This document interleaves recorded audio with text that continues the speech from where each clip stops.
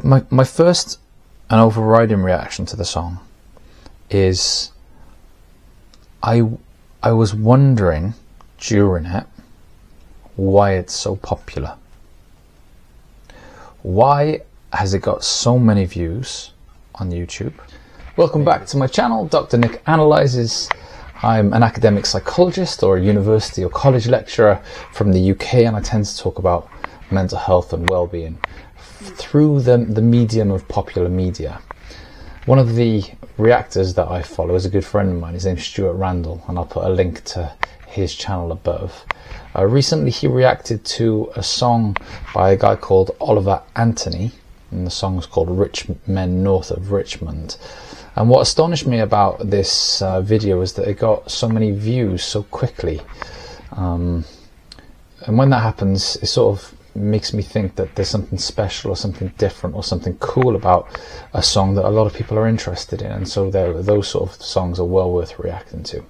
And so that's what I'm going to do today. I'm going to react to Oliver Anthony, or Anthony, Rich Men North of Richmond. I hope you like what I go for.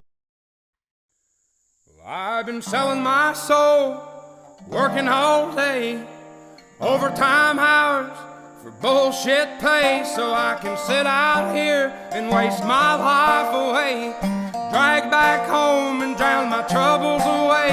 It's a damn shame what the world's gotten to for people like me, people like you. Wish I could just wake up and it not be true, but it is. Oh, it is living in the new world with an whole soul.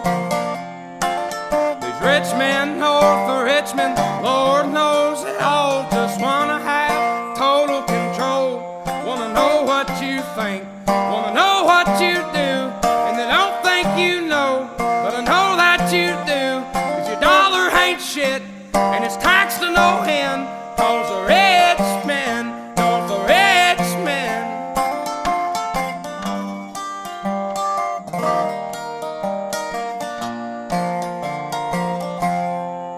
Politicians look out for minors, and not just minors on an island somewhere. Lord, we got folks in the street, ain't got nothing to eat, and the obese milking welfare. Well, God, if you're 5'3" and you're 300 pounds, taxes ought not to pay for your bags of fudge rounds. Young men are putting themselves 6 feet in the ground, 'cause all this damn country does is keep on kicking them down.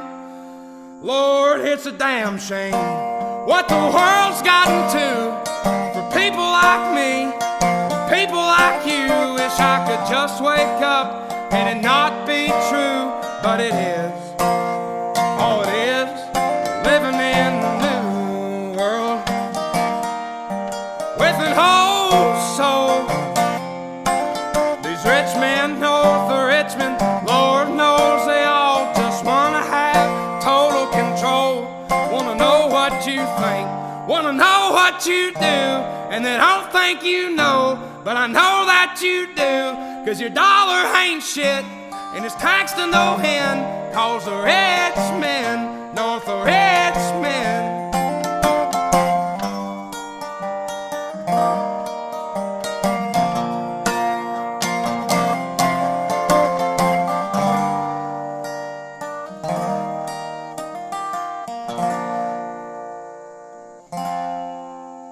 I've been selling my soul, working all day, overtime hours for bullshit pay.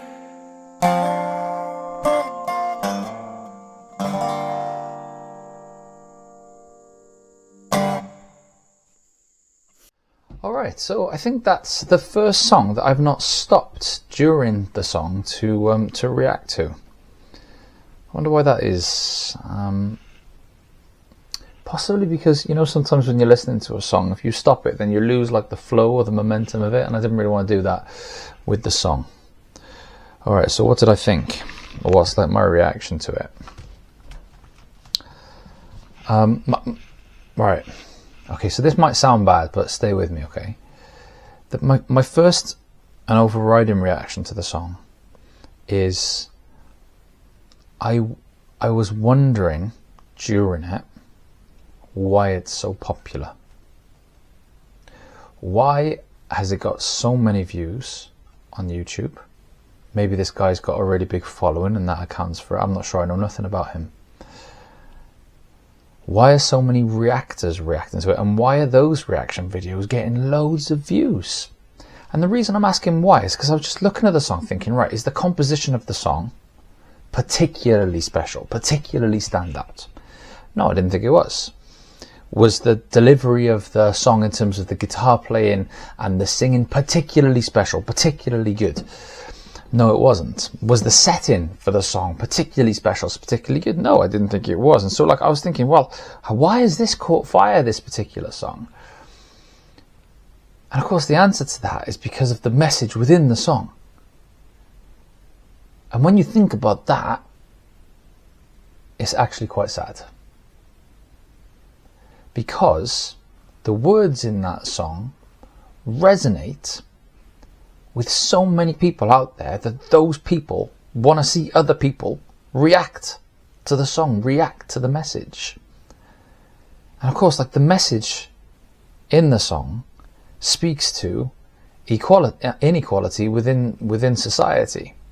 It's funny, like he said in the song, in this new world. It's not a new world, it's always been this way. It's always been this way, right? That richer people hold access to resource, and because they hold access to resource, they hold access to decision making, and they manage to, keep people in their place, keep people down the pecking order, trapped with not a lot of options, going home in the night and drinking just to try and get by with their rubbish jobs. A couple of weeks ago I went to a coal mine, a shut down coal mine in Wales. And I found out that this coal mine would have been running in the 1800s, 1900s. And the person who owned the coal mine died with 24 million pounds in the bank. Now, back in those days, that would have been billions, right? Meanwhile, miners were fighting to get paid sort of like £1 or £2 a day, and they were living in atrocious conditions. And if they got injured while they were mining in this really dangerous job, then they had to leave their house within 2 weeks, and their family were left with nothing. They were treated terribly. In other words, the rich people controlled the systems, and the poor people just had to get on with it. And they were trapped, right? They just toiled away, doing their bullshit jobs, getting their bullshit pay, and nothing ever changed for them. And so when he says, how did we find ourselves here? Well, I think we found ourselves here because we've always been here.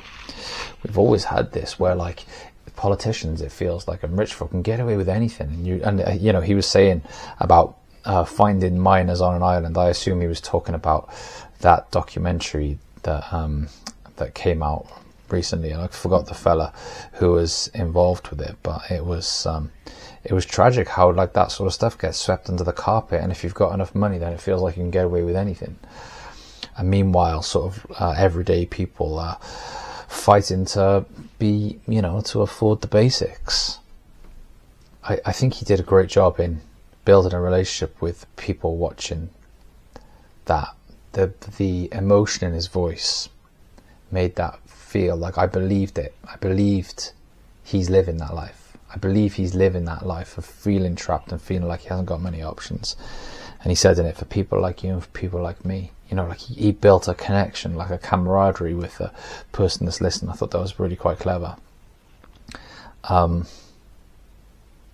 the mental health angle here is, you can't get away from the relationship between poverty and poor mental health. Don't get me wrong, right? I think people out there, they try to trick themselves. They try to say, money doesn't equal happiness, and it doesn't equal happiness, right? There are plenty of people with money out there that aren't particularly happy.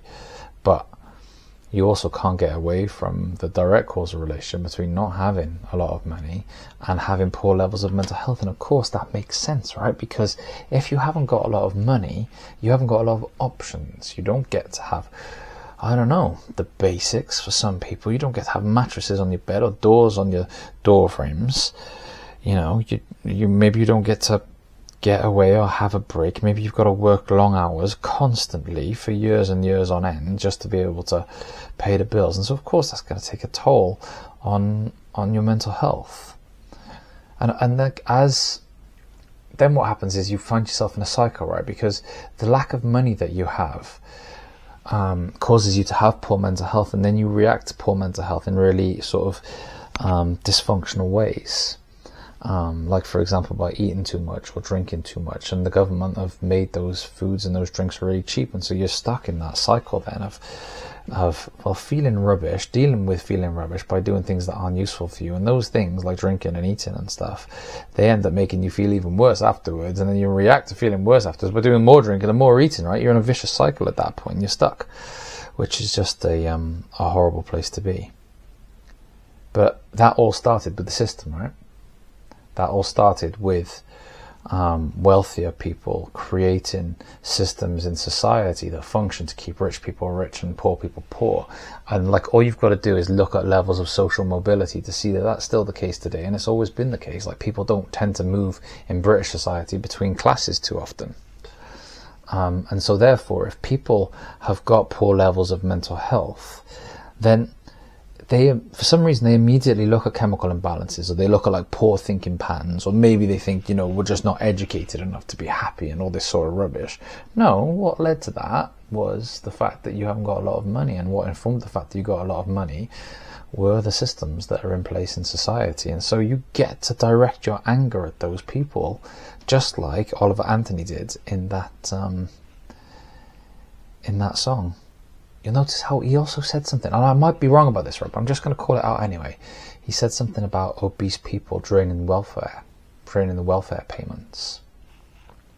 And there are two sides to that coin. One is, well, what led to the obesity in the first place? Well, it was probably the systems that rich people had put in place, or the decision makers and the politicians had put in place.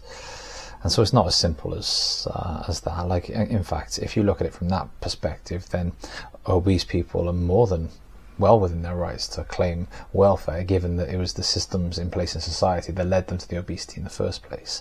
But he was also talking about agency there, I think, about the idea of, like, can we as poorer people without power make decisions that are in our best interest?